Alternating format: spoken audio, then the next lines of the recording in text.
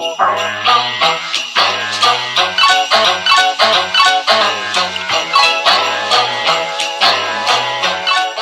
est écrit dans le livre du prophète Isaïe : « Voici que j'envoie mon messager en avant de toi pour ouvrir ton chemin. Voix de celui qui crie dans le désert. Préparez le chemin du Seigneur, rendez droit ses sentiers. » Alors Jean, celui qui baptisait, parut dans le désert. Il proclamait un baptême de conversion pour le pardon des péchés. Toute la Judée, tous les habitants de Jérusalem se rendaient auprès de lui, et ils étaient baptisés par lui dans le Jourdain, en reconnaissant publiquement leurs péchés. Jean était vêtu de poils de chameau, avec une ceinture de cuir autour des reins. Il se nourrissait de sauterelles et de miel sauvage.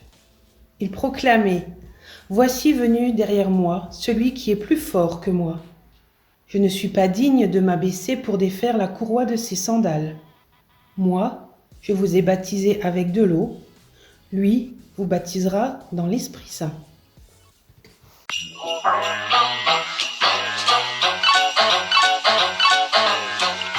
À vos marques, prêts, partez. Voilà peut-être une expression que vous connaissez bien, les enfants. Mais préparer, ça fait partie, un des verbes qui fait partie de notre vocabulaire quotidien. On prépare ses affaires pour aller à l'école, on prépare ses beaux vêtements pour partir à une fête, on prépare une belle table pour accueillir ses amis en dehors du confinement pour son anniversaire. Il y a plein de choses qui sont faites pour être préparées. Pourquoi ? Parce qu'il y a au moins le souci de mettre notre cœur à la fête. Habiller son cœur de fête et de joie, c'est peut-être la première chose que ce temps de l'Avent nous apprend. Préparer notre cœur à accueillir Jésus dans notre vie, c'est déjà préparer tout notre intérieur, mettre la joie dans tout ce qui fait notre vie, préparer notre cœur comme une crèche, comme on prépare la table avec tout ce qui est beau, lorsqu'on prépare les petits ballons pour faire la fête, lorsqu'on prépare avec 1000 couleurs les choses de la vie pour pouvoir les vivre. Donc ça, c'est important. Première chose, habiller son cœur. Préparer, ça veut aussi dire travailler, parce que préparer, c'est faire des choses pour que l'autre soit bien accueilli.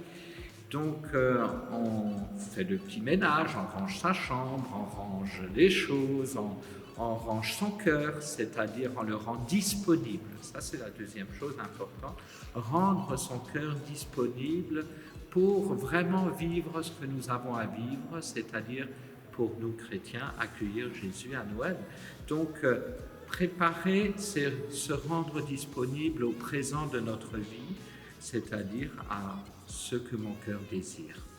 La troisième chose, elle est toute simple. Préparer, c'est aussi transmettre. Transmettre la joie aux autres. Pas quelque chose que je veux garder pour moi. Donc, préparer, c'est partager. Préparer, c'est en même temps donner quelque chose de sa joie, de sa propre vie. Et voilà comment nous pouvons préparer nos cœurs, nos vies à celui qui va venir, Jésus. C'est préparer notre cœur comme nous allons préparer la crèche. En ce moment, vous êtes certainement en train de mettre en place le sapin de Noël à la maison, avec toutes ses couleurs, la petite crèche qui va bien en bas, au pied du sapin. Et voilà, on prépare à accueillir celui qui vient mettre de la joie, qui vient mettre de la paix, il va nous transmettre la paix et qui va surtout mettre dans nos cœurs cette grande grâce de vivre l'instant présent de l'amitié avec lui.